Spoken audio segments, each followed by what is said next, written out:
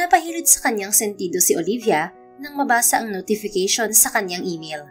Ginawan pala siya ni Trina ng account sa Twin Hearts dating app. Maya-maya ay dumating si Trina. "Good morning, my dear cousin." Nakangiting bati nito. Pinsan niya ito at sekretarya. Nakaupo siya sa harap ng kanyang lamesa at sinalubong ng mahayap na titigang pinsan. "Delete my account on the dating app or I'll fire you." Asik niya. "Relax, it's just for fun.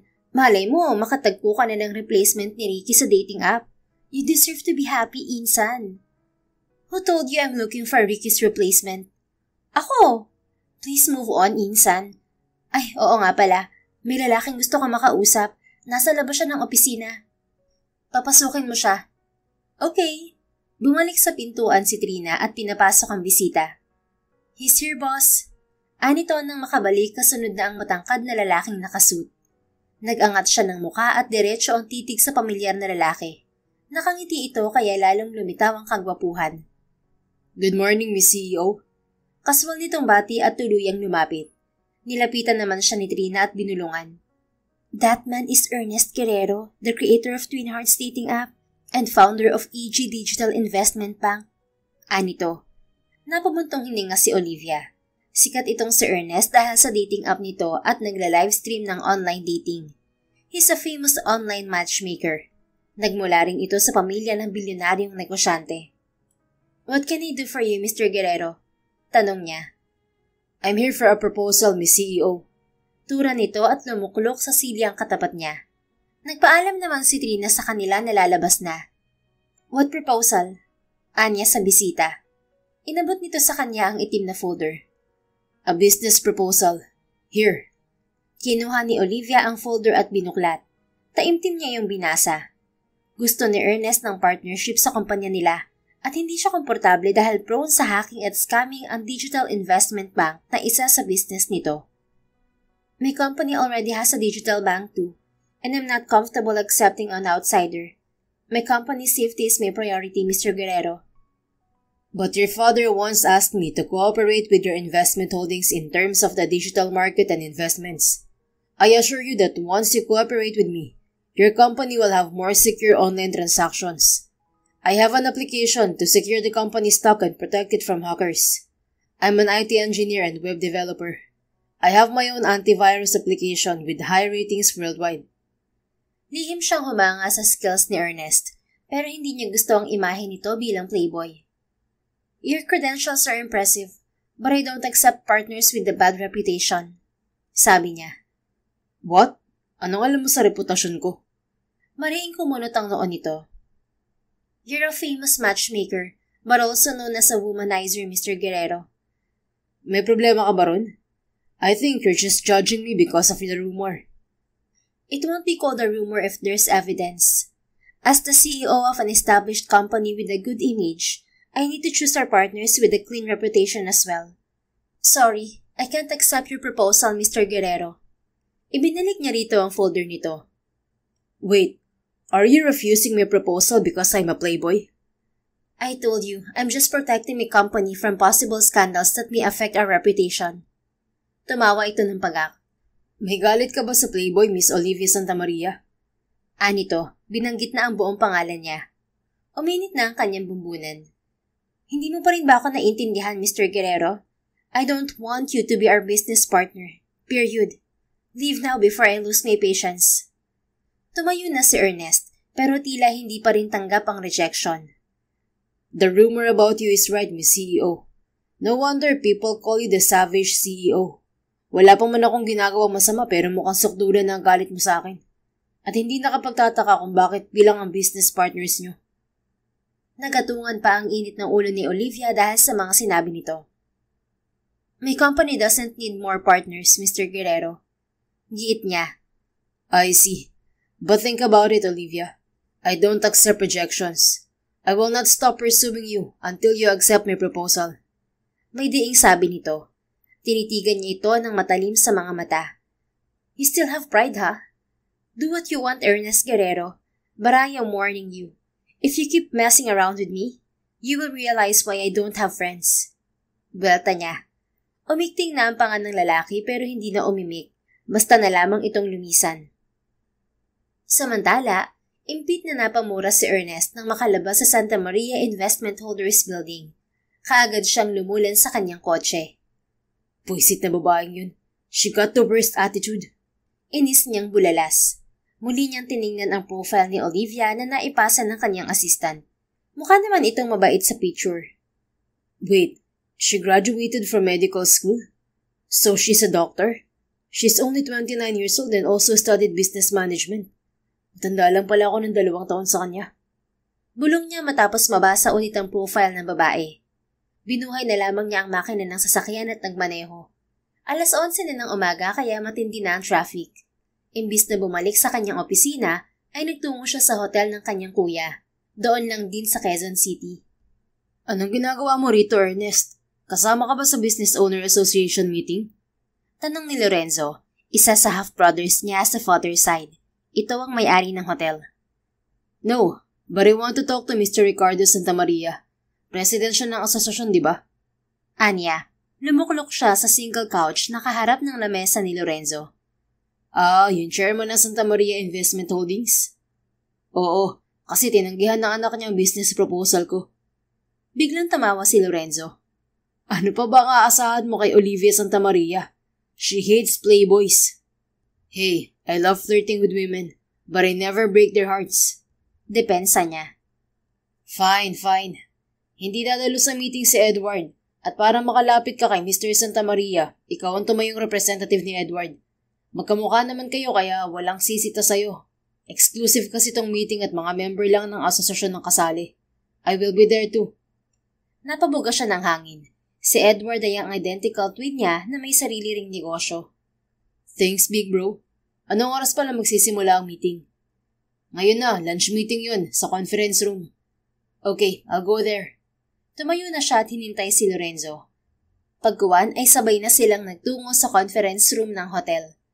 Ilang minuto lang ang lumipas ay nagsimula na ang meeting habang kumakain sila ng tanghalian. Nag-record lang ng paksa si Ernest para ipasa niya kay Edward. Pagkatapos ng pagpupulong ay nilapitan niya si Ricardo Santa Maria, ang ama ni Olivia. Napagkamalan pa siya nitong si Edward. I'm Ernest Guerrero, sir. Sabi niya. Umupo siya sa tabi ng Ginoo. Oh, sorry. Magkamukha kasi kayo ni Edward. So, why are you here, Ernest? Are you the new member? Ni Ricardo. No, sir. Gusto ko lang po kayo makausap tungkol sa business proposal ko. Oo nga pala, matagal na nating napag-usapan ng tungkol sa digital investment bank mo. Mabuti, naisip mong makikooperate sa kumpanya ko. Actually, I met your daughter earlier, and I presented my proposal. Sadly, she rejected it. What? But why? He chuckled. I think Olivia just hates my guts. The reason why she rejected my proposal. Napahilot sa sentido nito ang Ginoo. Hindi ko akalaing lumala pa ang ugali ng anak ko. Since I forced her to take over our company, she has always acted stubbornly. Mas gusto kasi niyang maging doktor at dahil din sa pagpilit ko na maging CEO siya ng kumpanya, nagkahiwalay sila ng boyfriend niya. Ang gusto ko sana ay magpakasal na siya, baka sakaling magbago ang ugali niya. Pero dapat businessman ang mapapangasawa niya. Para kahit ipilit niya ang profesyong gusto niya, hindi mapapabayaan ng kumpanya. Pero hindi ko naman siya pwedeng piliting magpakasal sa lalaking hindi niya mahal. Dahil sa kwento ng Ginoo ay may naisip na ideya si Ernest. Sir, if you trust me, I can help you with Olivia. Anya.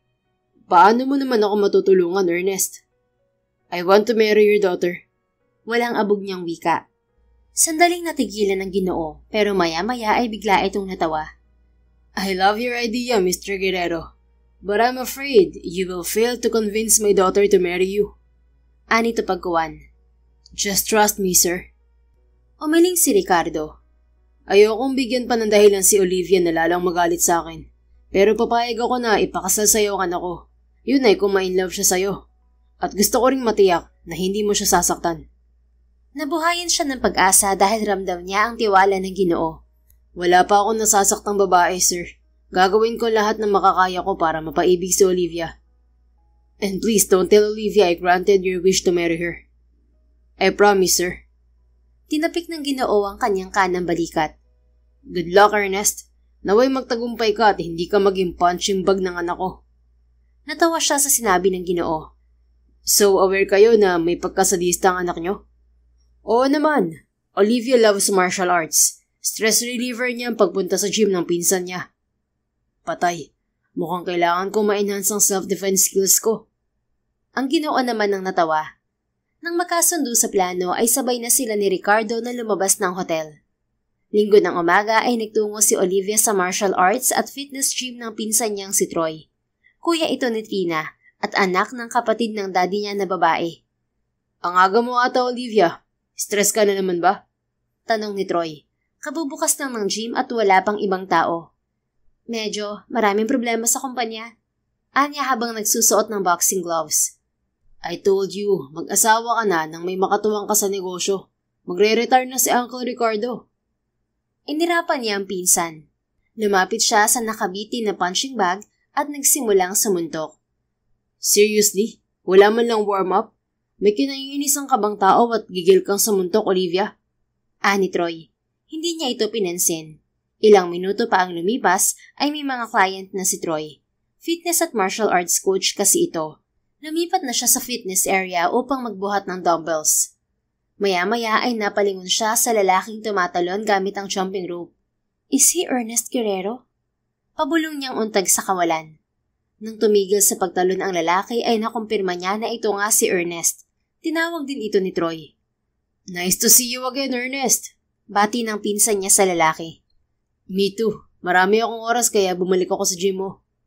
Umiwas si Olivia ng tingin nang nabaling sa kanya ang atensyon ni Ernest. Mainit pa rin ang dugo niya rito. Lumapit pa nga ito sa kanya at kumuha ng 2 dumbbells na mas mabigat. Hi, Olivia. Bati nito sa kanya. Pumwesto pa sa gawing kaliwa niya. Ang luwag ng area, dito ka pa talaga pumwesto. Mataray niyang saad. Umisi naman to. What's the matter? Hanggang dito ba naman mainit ang ulo mo? Pinukol niya ito ng mahayap na tingin. Nakasuot lang ito ng itim na shorts at hapit na itim ding sando. Bakat ang maskulado nitong katawan. May bala ka atang magpalaki ng muscles, Miss CEO. Sabi ni Ernest at hindi maalis ang tingin sa kanya. Women have limited muscle expansion. And would you please mind your own business? May iritasyong anya. Wow, I haven't met a person who has a very short temper. Naintindihan ko kung bakit ayaw mo sa akin. Pero baka pwedeng bigyan mo ko ng chance na makilala nang matigil na ang maling impression mo sa akin. I didn't misjudge you, Ernest. I only hate you as a womanizer. Bakit? Naloko ka na ba ng lalaki? I just hate men who can't be serious with women. Hey, I'm not flirting with women to hurt them. Isa pa, hindi naman ako unang lumalapit sa babae. Ine-entertain ko lang ang lumalapit sa akin at sinasakyan ko anong gusto nila. Once I noticed they intentionally wanted to have a relationship with me, I instantly cut my connection with them. So you admit that you can't handle a relationship with women? You created a dating app and live stream media account to match 2 people, while you can't handle your own relationship? Sandaling tumahimik ang panig ni Ernest. Napatingin siya sa bicep nito na kumikintab na dahil sa pawis. Honestly, I really want to have a serious relationship with a woman, but I'm scared to fail and be rejected. Anito pagkuwan. Tumawa ng pagak si Olivia. Alam mo rin pala sa sarili mo na hindi biro ang relasyon. Or maybe, you don't have an idea about love at all. I know what love is, but I really just can't handle rejection. I see. Kaya pala masama ang loob mo nang tanggihan ko ang business proposal mo. Kasi masyadong mataas ang tingin mo sa sarili mo, to the point na walang pwedeng mag-reject sa'yo. Ibinaba ni Ernest ang dumbbells nito at pumihit paharap sa kanya. I admit I have an ego to deal with. At tama ka rin, masyado akong believe sa sarili ko. Pero kaya ganun ako, kasi lahat ng gusto ko makuha ay pinaglalaanan ko ng matinding dedikasyon at effort. Kaya alam ko rin na once nagmahal ako ng babae, may posibilidad na maging obsessed ako. Rejection and failure is like a poison without an antidote to me. I got it. Hula ko nag-imbestiga ka tungkol sa akin. Kasi nakapagtatakang kilala mo ko, ay napaka-private kong tao. Hindi nga ako tumatambay sa social media at wala akong friends dun. Mahinang tumawa si Ernest. I found the details about you from your company's business profile. My assistant got the information from Trina. Girlfriend na kasi niya si Trina. Pinandilatan niya ng mga mata si Ernest. Good job, Mr. Guerrero. You really know how to get close to me, huh? And now you're here in my cousin's gym. Seriously? How did you know I'll be here today? Are you stalking on me? Pilyong umiti ang binata. I guess you hate a liar. Yes, I did. Inalam ko kung ano ang hobby mo, mga lugar kung saan ka tumatambay sa tuwing weekends. Hindi mo naman siguro ako ipakukulong ano? Anito, umamin din. Napabuga si Olivia ng hangin at naibaba ang hawak niyang dumbbells.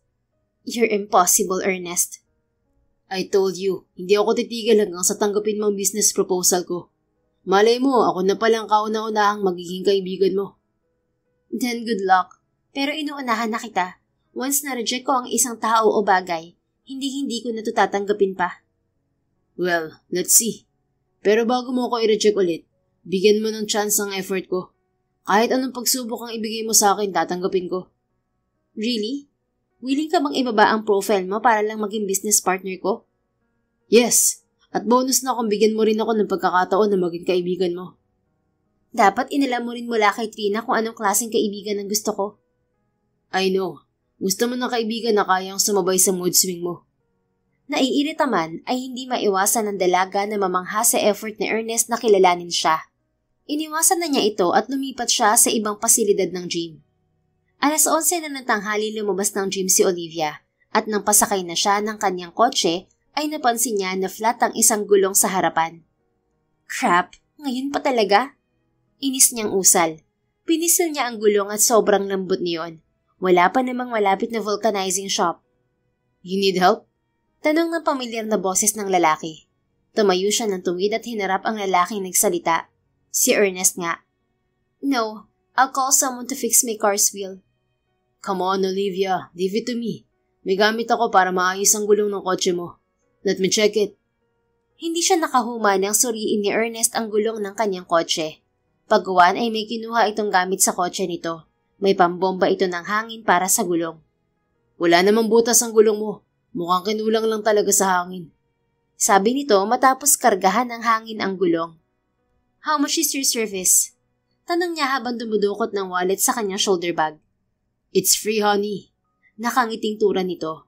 Kumuha pa rin siya ng 1,000 sa kanyang wallet at ibinigay pilit sa lalaki. Ayoko magkautang kahit kanino. Thanks. Anya at lumulan na ng kotse. Sumili pa sa bintana si Ernest.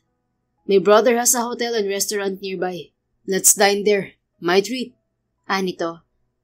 Thanks for the invite, but Dad invited me for lunch at his house. Wait, hindi ka ba nakatira sa bahay ng daddy mo? I already moved into my own house near here. I missed your dad. Pwede ko ba siyang makita ngayon? Mahina siyang tumawa. Gaano ba kayo ka-close ng daddy ko at parang confident ka na harapin siya? Your dad is my father's college friend, and they were close. Nakilala ko rin ang daddy mo dahil dati akong part-time IT niyo sa kumpanya. Nice. But no, magtataka si daddy kung bakit kasama kita. May problema ba?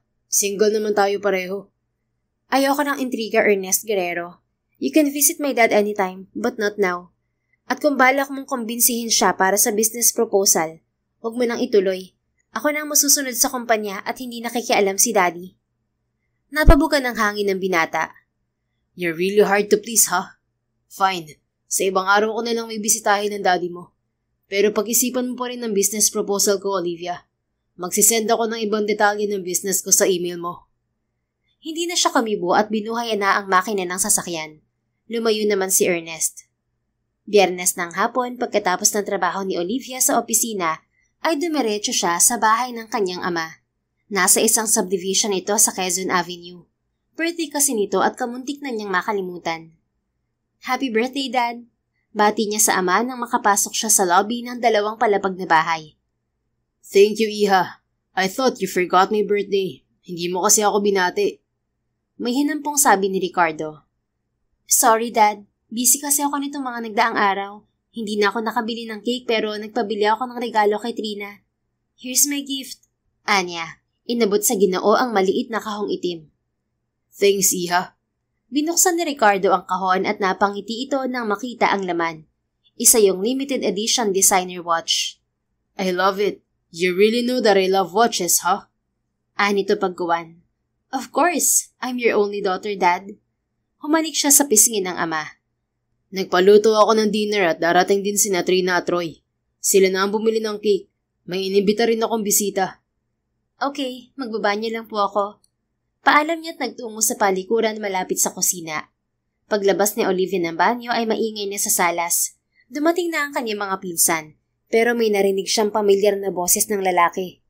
Napasugod siya sa sala at nawindang nang makita si Ernest na kausap ng kanyang ama. Ano naman ang ginagawa rito ng lalaking yan? Irritabling anas niya habang palapit sa mga bisita. Hi, Olivia. Nakangiting bati ni Ernest nang mapansin siya. So, your dad's visitor? Anya at humalokip-kip. Hinarap din siya ng kanyang ama. Mabuti, kilala mo na si Ernest Guerrero, anak. Nabanggit niya sa akin na may business proposal siya sa kumpanya natin. Ani Ricardo. Yes, Dad, but I don't have plans to accept Ernest's proposal. Why? Ernest Guerrero's business is now established. Kahit more on digital business sa focus niya, natitiyak ko namang safe ang kumpanya natin sa kanila. Isa pa, kailangan natin ng digital bank partners para mapalawak ang connections natin. Dad, may nakausap na akong digital banks na magiging partner natin. Mas maraming partner, mas maganda. Isa pa, malaki ang maitutulong ng digital investment bank ni Ernest sa atin para makahako tayo ng mas maraming investors. Napabuntong hininga siya at hindi na nakipagtalo pa sa kanyang ama. Ramdam niya na tiwalang-tiwala ito kay Ernest at wala siyang magawa roon. Fine. Kung talagang gusto niyang maging partner ang kumpanya ni Ernest, I'll give it a try. Pero iimbestigahan ko muna ang background ng business niya. Sabi na lamang niya sabay sipat kay Ernest. Nahuli niya itong malapad ang hiti. Pinukol niya ito ng matalim na tingin at nilapitan. Bakit ang sama na naman ang tingin mo sa akin, honey? Amused nitong saad. Uminit ang bumbunan niya sa pagtawag nito ng honey sa kanya. Pwede bang tigilan mo ang kakatawag mo sa akin na honey?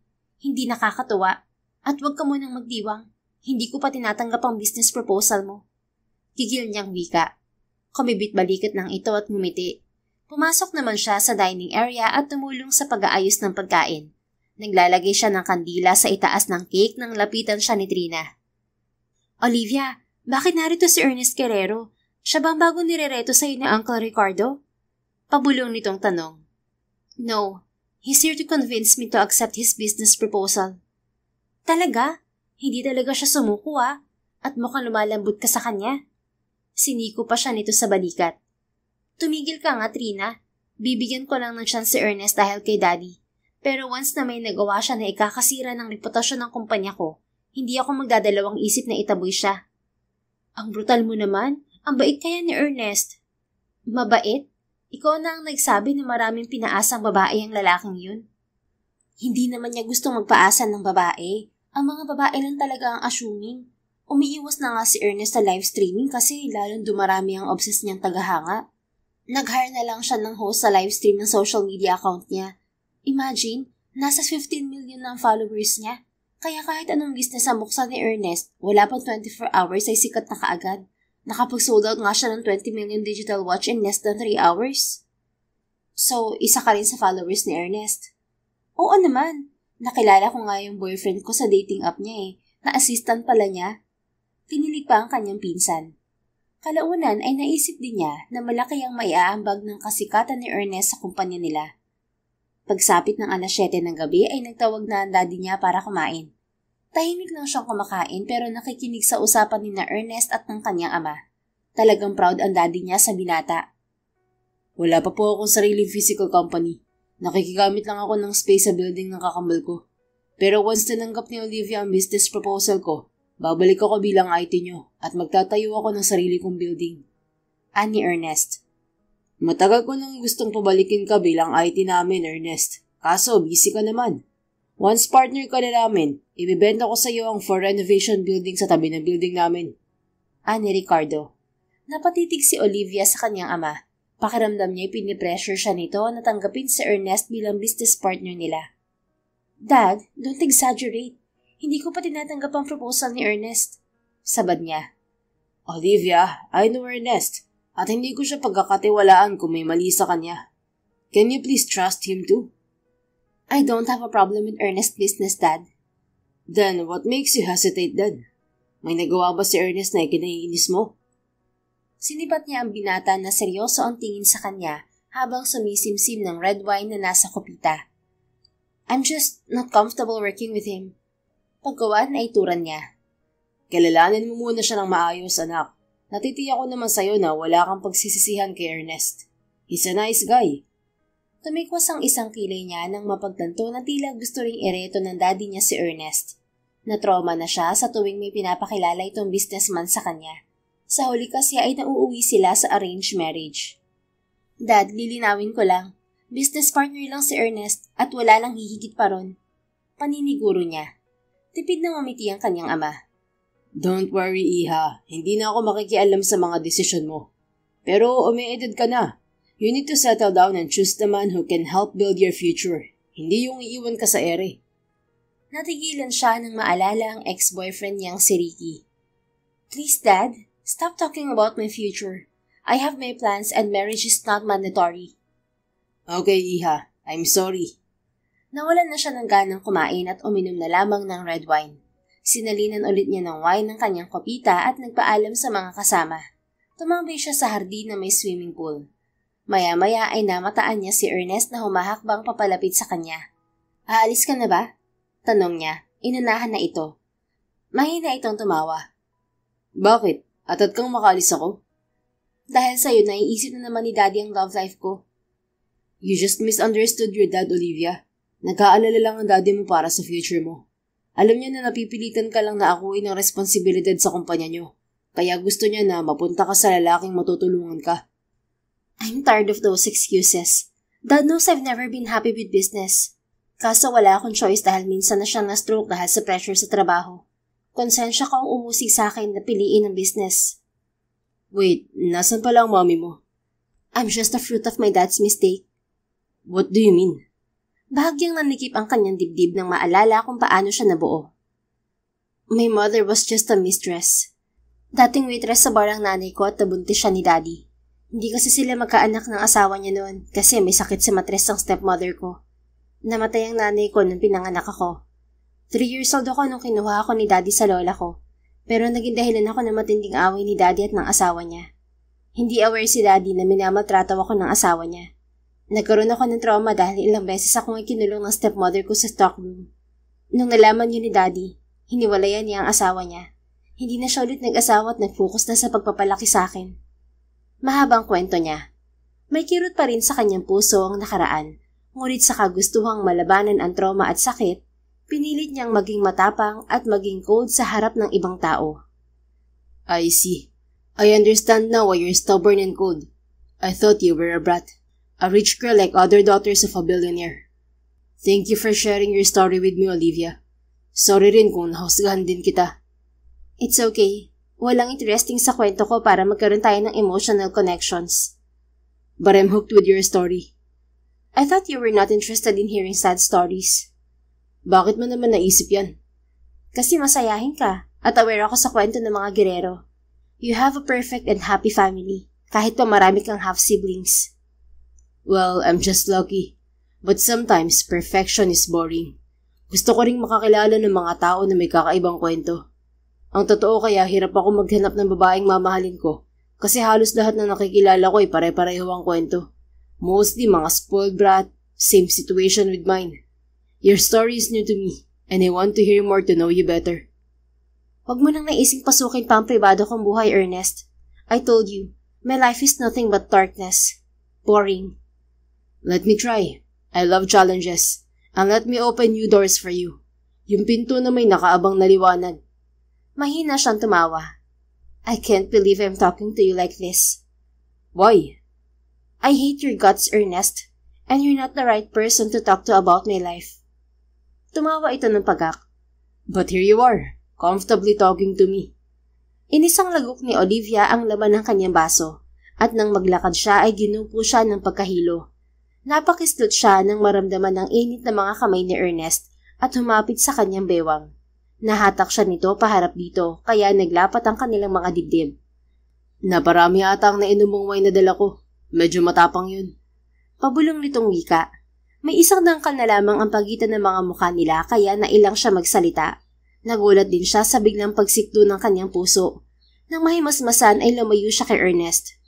Inaantok na ako. Maiwan na kita. anya at tinalikuran ng kausap. Lunes ng hapon na pumasok sa opisina si Olivia dahil sinamahan niya sa ospital ang kanyang ama. Tumaas na naman kasi ang presyon nito. Good afternoon, Insan. Nakangiting bati ni Trina pagpasok sa kanyang opisina. May hawak itong itim na folder at tasa ng hot chocolate na kaagad na ibinigay sa kanya. Thanks, Trina. Ano pala yung text mo na nagpunta rito si Ernest Guerrero? Anya nang makaupo sa harap ng lamesa. Kasi magpapapirma na raw siya ng partnership contract sa'yo. Kaso nga wala ka. Tinanggap mo na raw ang proposal niya. Napabugan ng hangin si Olivia. Kaninang nasa ospital siya ay binanggit na naman ng daddy niya ang tungkol sa pag-aasawa niya at naibida nito si Ernest. Since wala naman ako nasilip na problema sa business ni Ernest, it's time to give him a chance. Pero kailangan ko muna siyang makausap para sa mga kondisyon ko. Anya paggawan. Okay, pero iniwan ni Mr. Guerrero ang kontrata. Here. Inabot sa kanya ni Trina ang itim na folder. Kinuha niya yon at binuklat. Pinasadahan lang niya ng basa ang nakasulat sa unang pahina ng kontrata. Hindi ko muna to pipirmahan hanggat hindi ko nakakausap si Ernest. 3 araw ako mawawala dahil may aasikasuhin ako sa property ng lola ko sa Mindoro. Lola mo sa mother side? Oo, namatay kasi si lola na hindi pa naaayos ang papel ng lupang iniwan ng asawa niya. Maliit lang naman yun pero sayang din kung mapunta sa ibang tao. Yun na lang ang alaala ng lola ko. Sige, ako na bahala rito. Once bumalik si Ernest, sabihin mo hintayin niya ako after 3 days. Okay, iwan ko na sa'yo ang kontrata. Tumango lamang siya. Binasa niya ulit ang kontrata. Maya-maya ay tumunog ang kanyang cellphone para sa tawag. Sinagot niya ito kahit unregistered number. It's Olivia Santa Maria speaking. Sabi niya. Hi Olivia, it's me, si Ernest. Pakilala naman ng caller. Ernest? How did you know my personal number? Na birthday ng daddy mo, kinuha ko ang contact number mo. At ngayon ko lang naisip na tawagan ka. I'm out of town but I left the contract to your cousin. I hope you will sign it. At kukunin ko ang kontrata sa Friday. Napabuga siya ng hangin. Before I sign the contract, you need to sign my conditions list first. Anong kondisyon naman yan? I'll send the file to your email. You can sign it with a digital signature. It's for my company's reputation. Once nasangkot ka sa eskandalo at nadawit ang pangalan ng kumpanya ko, you will pay 1 million as compensation. What the heck? May reklamo ka? No, fine. I agree. Pero dapat pirmahan mo ng partnership contract natin. Your dad is eager to see me working with your company again. He said he will step down as the company's chairman, so you need a partner. I suggest it's better to have strong connections between us. Yung hindi lang basta business partner. Anong ibig mong sabihin? Mariing kumunot ang kanyang noo at napahigop ng tsokolate sa tasa. Marry me, Olivia. You can do whatever you want, even to pursue your desired career as a doctor, and I will take care of your company. Kamuntik na niyang maibuga ang kakahigop niyang tsokolate dahil sa pagkawindang. Inilapag niya sa lamesa ang tasa at biglang uminit ang kanyang ulo. You're out of your silly mind, Mr. Guerrero. Pagkawan ay singhal niya sa kausap. Hey, what's the matter? Are you allergic to marriage? Amused na saad ni Ernest. Do you think marriage is a joke? I'm not the right person you choose to play with, Ernest. I'm busy. Bye. Binabaan na ng cellphone ng kausap. Sira ulo siya. Anong akala niya sa kasal? Isang roleplay? Palatak niya. Sa inis niya dinagdagan niya ang mga kondisyon para sa business partnership nila ni Ernest. Ipinasa niya yon sa email ng binata. Araw ng Biyernes ay hindi pumasok sa opisina si Olivia. Ibinalik kasi niya sa ospital ang daddy niya upang mamonitor ang blood sugar at BP nito. Dad, you need to stay here in the hospital until your condition is stable. Sabi niya sa kanyang ama na nagreklamo dahil kumuha siya ng private ward. Anak, may gamot naman ako. Pilit ni Ricardo. Kahit na, marami akong inaasikaso kaya hindi ko kayo mabibisita madalas sa bahay. Nag-hire na ako ng caregiver nyo. Kumusta na pala ang lupa ng lolo mo sa Mindoro? Naayos na ba ang papeles? Pagkuha na yung usisa ng Ginoo. Opo, at pinaupahan ko ang property sa pinsan ni Mama. Mabuti naman. Siya nga pala, napirmahan mo na ba ang partnership contract ninyo ni Ernest? Opo, pero hindi ko pa naibibigay sa kanya. Sa Monday pa ako papasok sa office dahil may hinahanap ako sa bahay mo. At least napirmahan mo na. Pabalik-balik sa bahay si Ernest at hindi kanya matsyempuhan. Matiga rin talaga ang binatang yun pagdating sa business. Sa lahat ng Guerrero na nakilala ko, si Ernest lang ang hindi napipressure sa negosyo. He has his way to shine, and his choice of business is unique. She rolled her eyes. Alam niya na nagpaparinig lang ang kanyang ama upang ma-appreciate rin niya ang sipag at talino ni Ernest. Hindi naman niya maikakaila na genius ito pagdating sa business. Dad, magpahinga na kayo. Ako na bahala sa negosyo. Dumating na ang caregiver niyo at babantayan din kayo ni Ate Vena dito. Sabi na lamang niya at hinagan sa noo ang Ginoo na nakaupo sa kama. Pagkuwan ay nagpaalam siya rito. Nagmamadali siyang umalis lula ng kanyang kotse. Pagdating ni Olivia sa family house nila, ay paalis naman si Vena, ang kasambahay nila simula bata siya. Sinalubong niya ito sa salas. Ate Vena, alam niyo po ba kung saan itinago ng stepmother ko ang gamit ko noon? Ay, mabuti na itanong mo, Olivia. Naaalala ko, pinabaon niyo ni Ma'am Rebecca sa hardin, doon sa pinaglagyan ng lamesang bakal. Pakituro naman sa akin, oh. May alahas doon na binigay sa akin ng lola ko. Sige, iha. Sumunod siya sa ginang hanggang sa likuran ng bahay. Binuhat nila ang lamesang gawa sa bakal dahil sa ilalim nito nakabaon ang gamit niya. Kumuha na siya ng pala at sinimulang maghukay. Maya-maya ay may bumusinang sasakyan sa labas. Si Vena na ang humarap sa bisita. Olivia, may bisita ka, sabi ni Vena nang makabalik. Napalingon siya rito. Nasurpresa siya nang makita si Ernest. Nakasuot lang ng itim na t-shirt na hapit at bughaw na denim pants. Hello, Olivia. Nakangiting bati ng binata. Tuluyan itong lumapit sa kanya. Nagpaalam naman si Vena dahil pupunta pa itong ospital upang samahan ng daddy niya. Ano naman ang ginagawa mo rito, Mr. Guerrero? Tanong niya at itinuloy ang paghuhukay ng lupa. Hindi kita matsyempohan sa opisina mo kaya pumunta ako rito. Dala mo raw ang napirmahang kontrata natin, sabi ni Trina. Nasa bahay ko ang kontrata. Sa Monday mo pa yun makukuha. Napaingos ang binata. Talagang pinahihirapan mo ko, no? Mukhang hindi ka naman na busy. Bakit hindi na lang tayo pumunta sa bahay mo para kunin ang kontrata? Huwag kang atat. Kita mong busy ako. Asik niya. Gigil na ibinaon ng pala sa lupa. Malambot ang lupa dahil katatapos lang ng ulan. Natigilan siya nang lapitan siya ni Ernest. Kapag ba natapos yung ginagawa mo, may oras ka na para kunin ang kontrata? Nakangiting saad nito. Depende kung hindi ako mapagod at tama rin. Napatitig siya sa binata nang bigla itong naghubad ng t-shirt. Ibinalandra nito sa harapan niya ang six-pack abs nito at naghihimutok na dibdib. Don't show me your abs, Ernest. I'm not interested. Ituloy mo na lang tong paghuhukay para may kwentang pagpunta mo rito. Anya, para lang madistract ang sarili. Okay, leave it to me, honey. Binigay niya rito ang pala at pinanood itong naghuhukay ng lupa. Nagsimula ng kumintab ang katawan nito dahil sa pawis. Teka, para saan ba tong hukay? May ililibing ka ba rito? Maya-maya ay tanong nito habang patuloy ang paghuhukay. That's your grave, honey. I'll bury you there later. Then I will have peace of mind. Walang gatol niyang turan. Lumukulok siya sa bench at nagdikwatro. What? You're joking, right? Joking is not in my vocabulary. So please keep digging your own grave before your family finds out you're missing. Napahagalpak ng tawa si Ernest. You're savage, honey. But I love your dark humor. Lalo tuloy akong nasasabik na maging asawa ka. Our relationship will be challenging, but exciting. Pinukol niya ito ng mahayap na titig. Tama na ang satsat. Bilisan mo na baka abutin tayo ng dilim dito. Yes, ma'am. Binilisan naman ito ang paghuhukay. Habang lumilipas ang oras ay unti-unting naaaliw si Olivia sa mga patutsyada ni Ernest. Kahit napipikon ay aminado siya na napapasaya siya nito. Weird pero gusto niya ang development ng feelings niya sa binata.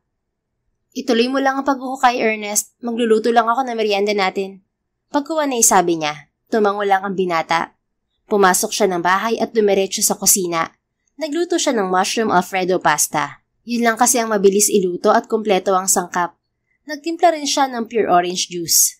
Pagbalik niya kay Ernest ay namataan niya ang binata na pilit binubuksan ang maliit na kahong yari sa bakal. Treasure chest ba to, Olivia? Amis nitong tanong. Pamana yan ng lola ko at nariyan ng mga alaala ng yumao kong ina. Turan niya. Inilapag niya sa bilog na lamesa ang mga pagkain. Maghugas ka na ng mga kamay at magmerienda muna, Ernest. Anya pagkuwan. Thanks. Tumayo ito at lumapit sa gripo. Naghugas ito ng mga kamay. Nilapitan naman niya ang kahon at binuhat. Medyo mabigat yon dahil sa bakal na kahon. Inilapag niya yon sa bench at binuksan gamit ang itinago niyang susi. Anong laman yan, Olivia? Napakalalim ng pagkakalibing Tanong ni Ernest, nakiusyoso na. Narito ang kwintas ng lola ko na pamana pa ng ninuno niya. Isa tong jade stone. Anya nang ilabas mula sa kahon ng kwintas na may malaking jade pendant. Naroon din ang lampin niya noong baby siya. May borda pa ng kanyang pangalan. Gawa ito ng mama ko nang pinagbubuntis niya ako. May sulat pa siya rito. Bakit mo pala ibinaon yan? Hindi ako nagbaon nito, ang stepmother ko. Bago sila naghiwalay ni Daddy, kinuha niya tong kahon sa kwarto ko. Ilang taon ko tong hinanap at iniyakan. Nung bumalik dito si Ate Ven na nakatulong namin noon, sinabi niya sa akin ang tungkol sa gamit ko na kinuha ng stepmother ko at sinadyang ibaon para malungkot ako. May 6 na taon na simula nang nawala itong kahon na binigay ni Lola. Kwento niya. Matindi pala ang galit sa'yo ng stepmother mo. Hindi ka man lang niya binigyan ng chance na mahalin. Hindi mo naman kasalanan kung bakit ka nabuo. Maling ikaw ang napagbuntunan niya. Hindi na siya umimik at inilipat na ang laman ng kahon sa paper bag. Pagsapit ng hapon ay pumayag din si Olivia na sumama si Ernest sa kanyang bahay. Inuwi na niya ang nakuha niyang gamit mula sa hukay. Ang ganda naman itong bahay mo, Olivia. Maliit lang pero tahimik at maaliwalas. Halatang mahilig ka sa green at nature. Ani Ernest nang makapasok sila sa lobby ng bahay. Yes, because nature can make me calm every time I'm stressed. I love green too, malamig sa mata. Anya, dumiretso siya sa kusina at isinalang sa oven ang namarinate niyang beef tenderloin. Sinundan siya ni Ernest at nakialam ito sa wine na nakadisplay sa island counter. I'm curious why you chose to live away from your father, Olivia. Is it because of your stepmother? O sisa nito. Yeah, 5 years ago kasi ay napapadalas pa ang pagpunta ng stepmother ko sa bahay ni Daddy at may binabalikan siyang share sa kumpanya. Nung nakapag-ipon ako ng pera, naisip ko na bumili ng property na malayo kay Daddy. Pumayag naman siya na bumukod ako. Nilapitan niya si Ernest at binuksan ang wine na napili nito.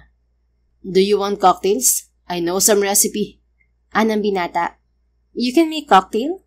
Oo naman. So easy. Sige, matagal na rin akong hindi nakakatikim ng cocktail. Sinimulan naman ni Ernest ang pagtimpla ng cocktail. Paano ka natutong mag-mix ng alak, Ernest? O sisa niya habang naghihiwa siya ng lemon? Sukay ako sa bar ng kaibigan ko at minsan ay tumutulong ako sa staff. Hanggang sa natuto ako mag-mix ng alak. I can cook too. Really? I thought Guerreros are spoiled. That's not true. My dad didn't spoil us like typical rich kids. May mga katulong kami since young pero hindi hinahayaan ni Daddy na maging tamad kami. Ang trabaho lang ng katulong sa bahay namin ay maglinis, maglaba, magluto. Pero kapag may gusto kaming kainin na wala pa sa oras ng pagluluto, hindi namin inoobliga ang cook kaya kami mismo ang nagluluto. And my mom loves cooking too, kaya natuto ako sa kanya. At saka after college, required na sa amin na bumukod sa family house. My dad gave me a house and lot and 20 million to start my own business. Kwento nito. You mean, hiwalay kayo ng bahay ng kakambal mo? Yes, pero magkatabi lang ang bahay namin. Dati labas-pasok ako sa bahay ni Edward, pero dahil may asawa na siya, syempre may privacy na. Masaya siguro kapag maraming kapatid tapos magkakasundo kayong lahat. Anya sa malamig na tinig. Napatitig sa kanya si Ernest. Saktong sinipat niya ito kaya nagtama ang mga titig nila. Nawindang siya sa biglang pagsikdo ng kanyang puso. Matagal din noong huli niya yung naramdaman. Umiibig na nga ata siya sa binata. Not all happiness can be found in family, Olivia. May mga gusto kasi tayo sa buhay na hindi kayang suportahan ng pamilya natin. At minsan nga kamag-anak pa natin ng against sa mga gusto natin. For me, real happiness is freedom. Freedom to live the life you love and find peace of mind. Seryosong ani Ernest. Bahagya siyang napayuko nang maalala na hindi niya napagbigyan ang kanyang sarili na mabuhay na malaya sa gusto niya.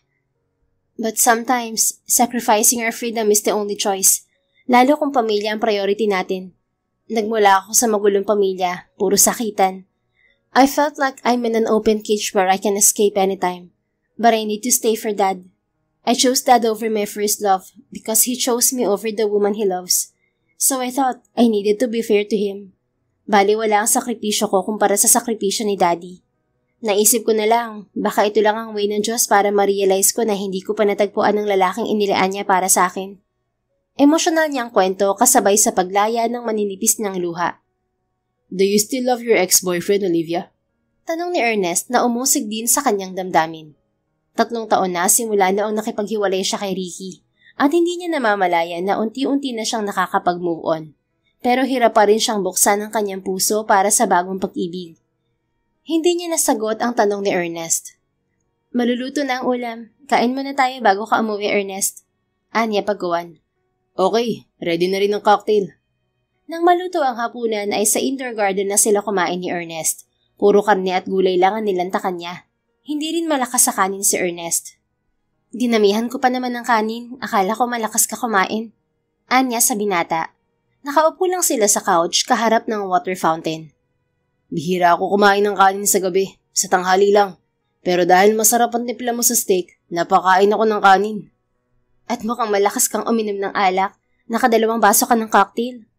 Konting alak lang naman ang nilagay ko sa cocktail at hindi ako malalasing ito. Pero ikaw, ginawa mong tubig ang wine at cocktail.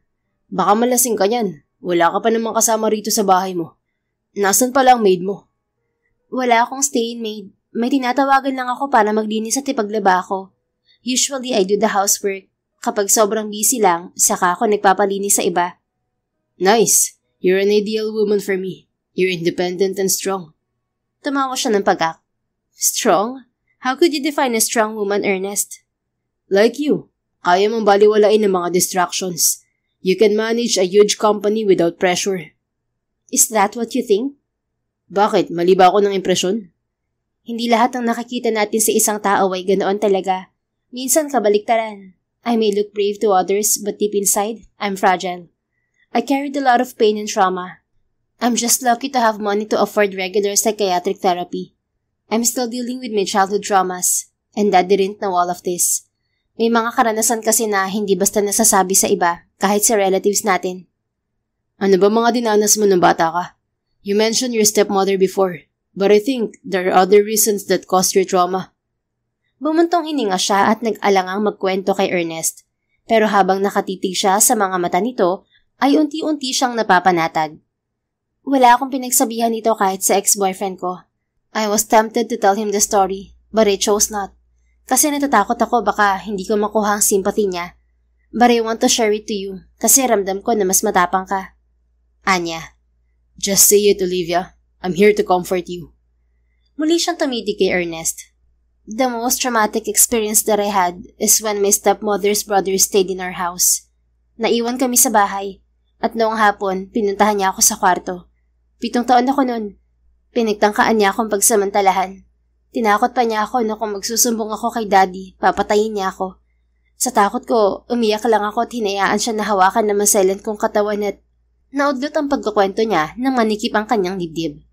Lumipat sa kanyang tabi si Ernest at ikinulong siya sa bisig nito. It's okay. I'm here. You can tell me everything, Olivia. Alo nito sa kanya.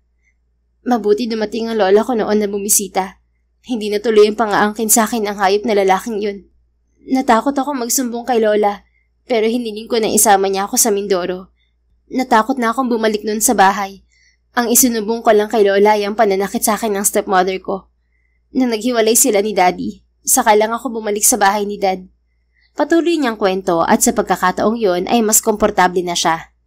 Nasaan ang kapatid ng stepmother mo? May gigil na tanong ni Ernest. Nakulong siya dahil sa paggamit ng illegal na droga. Deserve niya yon.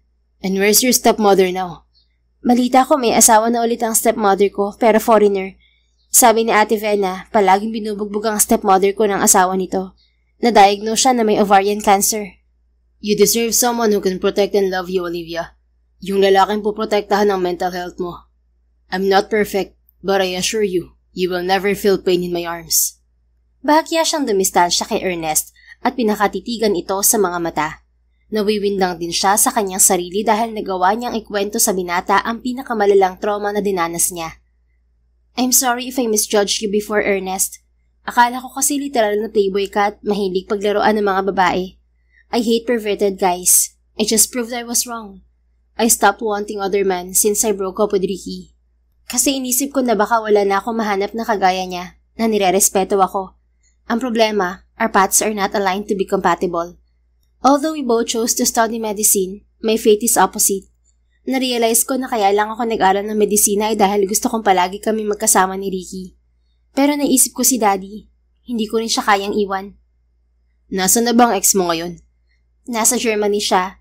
Doon kami nag-aral ng medisina pero hindi na ako nagtuloy sa specialization. I just passed the exam at nung nagkasakit si Daddy, umuwi ako rito at pinamahalaan ng kumpanya. So, nanghihinayang ka rin sa ex-boyfriend mo? I'm done regretting. Tanggap ko na ang kapalaran ko. What about your father's desire? Do you really want to give it up? Muli niyang tinitigan sa mga mata si Ernest at pansin niya ang disappointment nito. You're a good person, Ernest. I appreciate your effort to comfort me tonight. But if you plan to marry me, please stop. It's not worth it. Anya kahit may kaunting paglabag sa kanyang kalooban ng mga sinabi niya. Napakislot siya nang yapusin siya ni Ernest sa kanyang bewang at hinatak palapit ulit dito. Walang kurap siyang tumitig sa magaganda nitong mga mata. I don't care about your past, Olivia. We all have sad stories, but they should not be part of our present lives. Do you know why I'm still single despite my title as an online matchmaker and a playboy? It's because I struggle to find my own match. Nahihirapan akong mahanap ang babaeng magpaparamdam sa akin na handa na ako magmahal. I just realized that love isn't just a romantic gesture. It's about sharing a story, emotion, and acceptance of each other's past. If we can't accept our partner's past, we can't understand them. And if we don't understand them, we can't give the love they deserve. You're just scared, Olivia. Natatakot ka na baka hindi matatanggap ng partner mo ang past mo. Kalaunan ay napagtanto niya na tama si Ernest. Kaya hindi siya nagkwento kay Ricky noon kasi natatakot siya baka hindi siya nito maintindihan. You're right. Ricky is from a conservative and happy family. Kaya natakot ako na baka hindi siya makarelate sa akin. Minsan kasi ang pag-ibig ay selfish. People are excited to experience love, but are scared to face the conflict. Love is the most complicated thing I know in the world. Kaya hindi ako basta pumapasok sa relasyon na hindi ako handa sa consequences. Kailan ka pa magiging handa, Ernest? I'm ready since I met you, Olivia. Tumawa siya ng pagak. I don't believe you. Men see me as a boring woman. How could you fall for me? I just found you interesting at first, but now I realize that you're the woman I'm looking for. Silly. You can't be serious, right? I'm serious. Just look into my eyes, honey. Tumitig naman siya sa mga mata nito at pinagsisihan niya yon dahil biglang naghurumentado ang kanyang puso.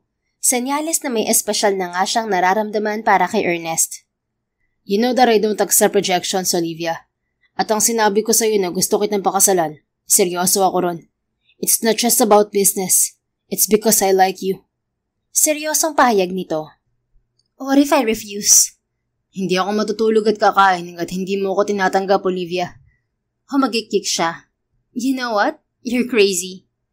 I know. At lalo akong mababaliw kung iiwasan mo ako. Silly. Hindi ka lang pala sa negosyo aggressive at dedicated, pati pala sa babae. But seriously, you deserve better, Ernest. Lalayo na sana siya rito, ngunit hinigpitan nito ang yapos sa kanyang bewang. I deserve you, Olivia. I will do anything to have you. Ernest, don't waste your time on me. You can't stop me, honey. Magsasalita pa sana siya, ngunit bigla siya nitong siniil ng marubdob na halik sa mga labi. Naunahan na siya ng emosyon at hindi mawaring pananabik, at tila may sariling buhay ang kanyang katawan at umayon sa gusto ng binata. I'll make you fall in love with me, Olivia. I'll start now. Bulong nito sa pagitan ng halik. Hindi siya nakahuma nang laliman pa nito ang halik kasabay ng paglakbay ng mga kamay nito sa kanyang katawan. Siya namang naimpluwensyahan na ng alak at bugso ng damdamin ay nagpatangay na lamang. Pinahintulutan niya ang binata na angkinin siya nito. Nagising si Olivia kinabukasan na nasa kama na siya ng kanyang kwarto. Ernest, sambit niya nang maalala ang nangyari kagabi. Mag-isa siya sa kama. Inilipat ba ako rito ni Ernest? Ang alam ko, nasa couch kami sa indoor garden kagabi.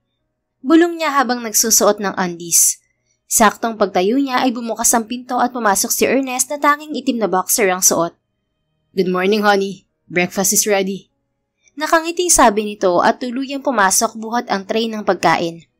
Bakit narito ka pa? 8:00 na ng umaga. Anya, nagsuot na siya ng roba. Hinintay kitang magising kasi kailangan kong pinirmahan mong kontrata. Ipapanotarize ko pa yun mamaya. Napahilot siya sa kanyang sentido. Oo nga pala. Nasa study room ko ang kontrata. Magalmusal muna tayo. Dinala ko na rito ang pagkain kasi baka hindi ko makalakad ng maayos. Pinukol niya ng matalim na titig si Ernest nang maalala ang ginawa nila kagabi. Mataas ang pain tolerance niya pero ininda pa rin niya ang kirot tulad ng pag-angkin sa kanya ng binata. Buwisit ka rin no? Alam mong virgin pa ako, hindi ka nagkontrol ng kilos mo. Hindi ako naniniwala na first time mo rin, Guerrero. Asik niya. Tumawa ito. Sorry na, kaya nga nawalan ako ng control sa lakas ko kasi first time ko. Hindi pa kasi ako marunong mag-control. At malay ko bang virgin ka pa, may ex-boyfriend ka. My ex is conservative. Bihira nga niya ako halikan Okay, stop arguing. Kumain na lang tayo. Lumapit na siya sa round table at umupo sa silyang hinila ni Ernest. Sinamahan na siya nito at sabay silang kumain. Pagkatapos ng almusal ay ibinigay rin ni Olivia ang kontrata ni Ernest. Umalis kaagad ito pero nangakong bibisitahin siya madalas sa opisina. Kinabukasan ng gabi na ulit na bisita ni Olivia ang daddy niya sa ospital. Bakit ngayon ka lang bumalik, anak? May hinampong tanong ni Ricardo nang lapitan niya ito sa kama. May inasikaso po kasi ako, Dad. May tinapos din akong paperwork na naipon. Alibay niya.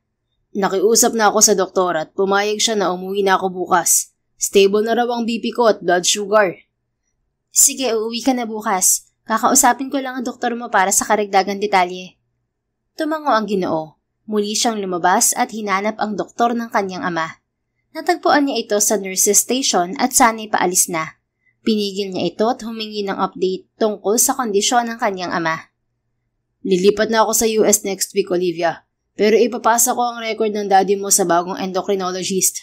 Magaling din siya at kagagaling lang ng Germany. Sabi ni Dr. Olivares.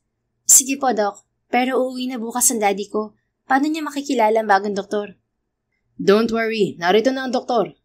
Oh, he's here. Anito, nabaling ang tingin sa doktor na kadarating lang. Napako naman ang tingin niya sa lalaking doktor na palapit. Nawindang siya nang mapagtanto na si Ricky ito, ang dati niyang nobyo. Siya si Dr. Ricky Villanueva, Olivia. Magiging regular na siya rito sa ospital. Pakilala ni Dr. Olivares sa bagong doktor. Hindi siya kumibo at pinakiramdaman ng kanyang sarili. Himalang hindi siya nasabik. Bahagya lang na sorpresa nang makita ulit si Ricky. Hi Olivia, how are you? Kasual na bati ni Ricky. Iniwan na sila ni Dr. Olivares. I'm fine. Ikaw, umuwi ka na pala. As I promised you, I will return to serve my country. Alam kong may tampo ka pa rin sa akin. And I think it's time for us to start over. Umiwas siya ng tingin sa doktor at nasipat si Ernest na patungo sa ward ng kanyang ama. May bitbit pa itong isang basket na prutas. Sorry, Ricky. I already moved on. Pagkuha na sabi niya. Move on from what? Kunot noong tanong nito. Since we broke up, I started moving on. Kasi alam ko na wala nang chance para matuloy ang relasyon natin. Olivia, kaya lang ako pumayag na maghiwalay tayo ay para bigyan ka ng chance na mag-isip kung ano ba talagang mas matimbang sa puso mo. And it doesn't mean I give up on you. I never stop loving you, babe. Giit nito. But I already chose what I really wanted, Ricky. Daddy mo lang at kumpanya niyo ang pumipigil sa'yo para ituloy ang relasyon natin, di ba? No, I'm in love with someone else, Ricky. At isa yun sa dahilan kung bakit hindi na tayo pwede. No, I don't believe you. Nahihirapan na siyang iwasan ng doktor. Mabuti at napansin siya ni Ernest. Hindi ito natuloy sa ward ng kanyang ama at biglang lumapit sa kanya. Inakbayan siya nito. Kumusta ang daddy mo, honey? Makakauwi na ba siya? Tanong nito. Oo, pero bukas pa. Nagdala pala ako ng fruits para sa daddy mo. Yayayain din sana kitang mag-dinner kaso late na. Sa bahay ko na lang tayo kumain. I will cook. Aalis na sana sila ngunit pinigil siya ni Ricky sa kanang braso. Olivia, let's talk in private please. Samo nito. Manghang natitigan din ni Ernest si Ricky. Who is he, honey? Curious nitong tanong. He's my ex-boyfriend. Siya na ang bagong doktor ni Daddy. Oh, sorry to interrupt you guys. Mauna na pala ako sa ward ng daddy mo. Pagkawa na ipaalam ni Ernest. Hinayaan ni Olivia na umalis si Ernest at muli niyang hinarap si Ricky. Nasabi ko na lahat ng gusto kong sabihin, Ricky. Like I told you, there's no chance for us to be together. Sabi niya. I'm not convinced. I know Ernest Guerrero. He's not your type, Olivia. But I fell for him. Nagbabago ang taste ng tao. Baka isa lang siya sa napili ng daddy mo kasi magaling sa business. Please move on, Ricky. Gusto ko ring malaman mo na kaya ko lang pinili maging doktor ay dahil akala ko magiging masaya ako sa'yo. But I realized that choosing you is putting myself into another cage. I thought you were the one who could free me from my past. But you just proved to me that loving you is creating another sad story. Kasi sa totoo lang, ako lang naman ang nag-effort eh. Ako lang ang gumawa ng dahilan para maging compatible at masaya tayo. The truth is, all that matters to you is your dream career. I followed you to support you, but it ended up as a one-sided effort in love. Emosyonal niyang pahayag. Natigilan si Ricky at tila may napagtanto. I'm sorry, Olivia. Alam ko marami akong pagkukulang. Pero ngayong na-achieve ko na ang goal ko, babawi ako. It's too late, Ricky. I decided to marry Ernest. Walang katol niyang wika at tuluyang iniwan ng kausap. Pagbalik niya sa ward ng kanyang ama, ay naabutan niya si Ernest na kausap ang Ginoo. Naaktuhan niya ang paghiling ng binata sa kanyang ama na gusto siya nitong pakasalan. You have my approval, Ernest, pero hindi natin pwedeng pilitin si Olivia sa kasal na hindi niya gusto. Sabi ni Ricardo. Hindi ko rin naman po pipilitin si Olivia. At feeling ko nalilito pa siya sa kung ano ba talaga ang gusto niya. Lalo na ngayong bumalik ng ex-boyfriend niya. Ani Ernest. Bumalik na si Ricky? Opo, at kinakabahan ako na baka lalong malabo akong mahalin ni Olivia. Pero mahal mo na ba ang anak ko, iho? I love Olivia, sir. I'm sure about my feelings. Natigal-gal ang dalaga at nilukob na ng hindi mawaring pananabik ang kanyang puso. Hindi niya inaasahan na seryoso pala talaga si Ernest sa kanya. At dahil sa narinig ay nabuo ang kanyang pasya. Handa na siyang magmahal ulit. I agree. I want to marry you too, Ernest. Maya-maya ay singit niya. Tuluyan siyang lumapit sa mga ito. Sabay pang napatingin sa kanya ang dalawang lalaki. Napatayo bigla si Ernest. Olivia, tama ba narinig ko? Magpapakasal ka sa akin? Nawiwindang nitong saad. Oo, Ernest. Nakangiting turan niya. Nilapitan siya nito at hinila sa kanang kamay. Honey, you don't need to agree with me if you're not ready yet. Hindi ka naman inoobliga ng daddy mo na magpakasal. Isa pa, ayokong gamitin mo ang kasal para tuluyang maputol ang ugnayan yun ng ex mo. I'm willing to wait. Nababahalang wika nito. My decision to marry you has nothing to do with that or my ex, Ernest. Then what? You don't like me, right? I don't like you for some reasons, pero hindi ibig sabihin na hindi na kita magugustuhan. Ernest, you're a good man, and no woman can refuse you. It's an honor for me to marry a man like you. Maaaring hindi pa kita mahal talaga. Of course, love takes time to be stable, but I feel something special towards you, and this feeling is enough to give you a chance. But once you marry me, there's no turning back, Olivia. You will be mine forever. Napangiti siya. At upang maalis ang takot ni Ernest, ay inunahan niya ito ng halik sa mga labi. Tumugon din ito at niyakap siya ng mahigpit. Natapos ang araw na yon na puno ng pag-asa. Hindi naman makatulog sa sobrang excitement si Ernest simula nang pumayag si Olivia na pakasalan siya. Mula noon, gabi-gabi silang kumakain sa labas at pinapasyal niya ang dalaga saan man ito gusto. Sinisiguro niya na mauuwi sila sa wagas na pagmamahalan. Ayaw niyang bigyan ng rason si Olivia na hindi siya matutunang mahalin. Linggo ng gabi ay inimbita niya itong mag-dinner kasama ng pamilya niya sa family house nila. Sure na ba ang kasal ninyo ni Olivia, Ernest? Tanong ni Sergio, ang kanyang ama. Magkasalo na sila sa hapunan kasama ang dalawang nakababatang kapatid niya, sina Redson at Jameson. Yes, Dad. Actually, may napili ng petsa ng kasal si Olivia. Anya sabay gagab sa kamay ng kanyang nobya. Then, let's call the wedding organizer. Excited namang sabad ni Monica, ang kanyang ina. Okay, I will give you your wedding bonus for 5 million. Ani Sergio. Napapiksi si Ernest nang sikuhin siya ni Olivia sa tagiliran. Bakit, honey? Amis niyang tanong dito. Bakit na magbibigay ng pera ang daddy mo? Wala ka bang budget para sa kasal mo? Paangil nitong tanong. Natawa siya. Relax, it's our family tradition. Once may kinakasal na anak si daddy, nagbibigay siya ng 5 million as a wedding gift. Wow ha, you're indeed a guerrero. Hindi ko naman gagamitin sa kasal ng 5 million. I have budget for our wedding. May mga kanya-kanyang regalo at sponsors din ng mga kapatid ko at bawal yung tanggihan. Kaya wala kang ilalabas ni piso, honey. Napangiti rin si Olivia at nagpasalamat sa kanyang ama. Bumisita rin ang ibang kapatid ni Ernest kaya nakilala ni Olivia ang mga ito. Hindi kaagad sila nakauwi dahil sa family bonding. At pansin niya ang kakaibang saya ng kanyang nobya na tila nakatagpo ng bagong pamilya. Samahan mo muna ako sa ospital, honey. Isinugod na naman si Daddy dahil nahilo kanina, sabi ng caregiver. Maya-maya sabi ni Olivia kay Ernest. Sige, punta muna tayo sa ospital. Anya, nagpaalam na sila sa kanyang pamilya. Kotse ni Olivia ang gamit nila at siya ang nagmaneho. Pagdating sa ospital ay nasa emergency room ang daddy nito. Kumusta ang daddy mo, honey? Tanong niya nang matapos kausapin ni Olivia ang doktor. He's fine. Napasobrang kain ni daddy ng kakaning dala ni Ate Vena kanina. Namiss din niya ang pag-inom ng gamot para sa diabetes. Anito. May katigasan din talaga ang ulo ng daddy mo, no? Sinabi mo pa. Pinayagan din ng doktor na umuwi ang pasyente pero kinausap ulit ni Olivia si Ricky. Pansin ni Ernest ang seryosong usapan ng dalawa. Hindi niya maiwasang magduda. Isiping baka may feelings pa rin si Olivia sa ex nito. Binalikan din siya nito at nagyayang umuwi. Ihatid ko na lang kayo sa bahay, honey. Sabi niya habang palabas sila ng ospital. Nakaupo sa wheelchair ang daddy nito at tulak ng caregiver. Paano ka? Wala kang sasakyan pa uwi? Ani Olivia. Hihiramin ko na lang ang kotse mo. Susunduin naman kita bukas at pupunta tayo sa butik ng kapatid ko para kunin ang gown mo. Oo nga pala. Magpapasalamat din ako kay Edison sa sponsor niyang wedding gown.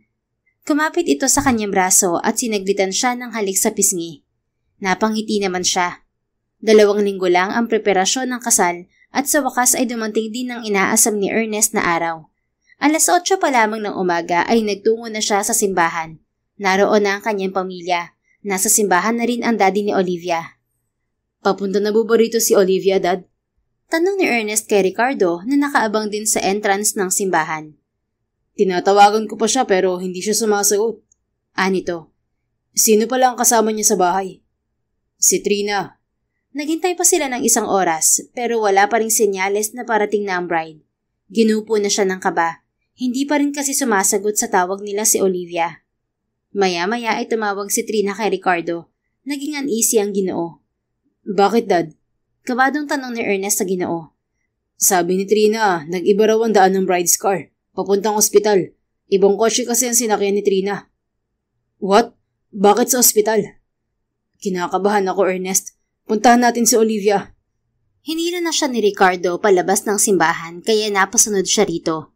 Lumulan sila sa kanyang kotse at nagtungo kung nasaan umano si Olivia. Pagdating sa ospital ay hinanap nila ito.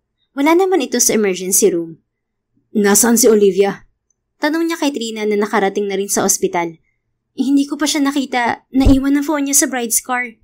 Anito. Itinuloy niya ang paghahanap kay Olivia. Natagpuan niya ito sa tapat ng tanggapan ng doktor. Nakaupo sa bench habang yakap si Ricky. Pakiramdam niya nagkapira-piraso ang kanyang puso nang maisip na baka na-realize ni Olivia na mahal pa rin ito si Ricky, kaya hindi sumipot sa kasal nila. Olivia, tawag niya rito. Nagulat pa ito at napalingon sa kanya. Ernest, anong ginagawa mo rito? Tanong nito sa garalgal na tinig, tila kagagaling lang sa pag-iyak. I got it. Narealize mo ba na mahal mo pa rin si Ricky? May hinanakit niyang saan. Tuluyang nanikip ang kanyang dibdib, patunay lamang na mahal niya si Olivia. No, it's not what you think, Ernest. Anito, akmang tatayo ngunit tila nahilo at napakapit sa braso ni Ricky na napatayo na rin. It's okay. I understand, Olivia. As long as you're happy, I will not force you to marry me. I'm sorry if you feel pressure about marrying me. Just follow your heart. Gumaralagal ang tinig na wika niya at piniling umalis na lamang. Ernest, sandali lang. Pigil ni Olivia, ngunit nagpatuloy siya sa paglalakad. Ngunit habang siya'y papalayo ay saka naman nagunahan ang pagpatak ng kanyang mga luha. Nataranta naman si Olivia at gustong habulin si Ernest, ngunit muli siyang nahilo. The OB is coming, Olivia. Bumalik ka na sa silid. Sabi ni Ricky. Hindi akong pwedeng magstay rito sa ospital, Ricky. I need to talk to Ernest. I'll talk to him. Ipapasok muna kita sa tanggapan ng OB. Hindi na siya nagprotesta at sumunod kay Ricky. Hinatid siya nito sa tanggapan ng OB at pinahiga sa kama. Nang umalis ito ay dumating naman ng OB kasunod ng nurse na nag-aasikaso sa lab test niya. Ano po ang resulta ng test, Doc? Tanong niya sa doktor. Congrats, Miss Olivia. You're pregnant. Nakangiting batid nito. Nawindang siya. Kaya pala nahilo siya pagising. Pero tiniis niya dahil ayaw niyang malate sa kasal. Maya-maya ay bumalik si Ricky kasama na si Ernest. Sumunod din ang daddy niya at si Trina. Anong nangyari, Olivia? Balisang tanong ng kanyang ama nang makalapit sa kanya. Dad, sorry. Nahilo ako kanina. Akala ko nawala ng hilo ko pero nang sumakay na ako ng kotse, papuntang simbahan, lalo akong nahilo. Kaya sabi ng driver idadalhin niya ako sa ospital. Siya na ang tumawag kay Trina at sinabing nasa ospital ako. Paliwanag niya. At ano ang sabi ng doktor? Hindi siya nakasagot at tinawag si Ernest. Lumapit naman ito sa kanya. Hinaplos niya ang pisngi nito na may bakas ng luha. You misunderstood the situation, Ernest. Inalalayan lang ako kanina ni Ricky kasi lumabas ako ng kwartong to. Gusto ko kasi magpunta ka agad sa simbahan, pero pinigil niya ako. Alam ko nagdududa ka kasi hindi ako nakarating sa simbahan. At ayoko mangyari yun. Nag-usap lang kami ni Ricky. And we both moved on. Tanggap na rin niya ang desisyon ko. Lumuluhang paliwanag niya. I know. Ricky told me the truth. I'm sorry. Nasaktan kasi ako kanina at akala ko nagbago na ang isip mo at mas pinili mo si Ricky.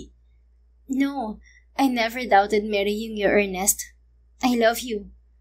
Pero bakit nahilo ka? Pagkuwan ay tanong nito. Kinuha niya ang lab test result na iniwan ng doktor sa mesita. Pinakita niya yun kay Ernest. Nanlaki ang mga mata nito nang mabasa ang resulta ng test.